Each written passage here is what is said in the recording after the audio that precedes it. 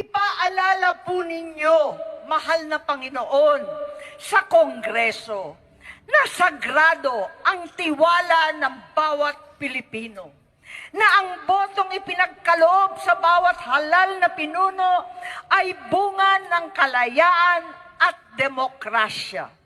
Protektahan nawa ninyo ang ating Vice-Presidente.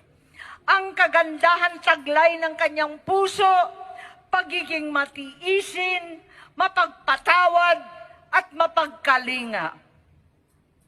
Higit sa lahat, haplusin nawa ninyo ang puso ng aking kapatid, ang Pangulo ng Pilipinas.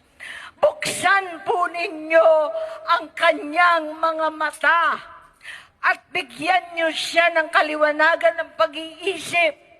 Gisingin niyo po siya at ilayo sa mga demonyong nakapaligid sa palasyo. Ipaalala ninyo sa kanya ang pangarap ng aming Ama para sa ating bayan.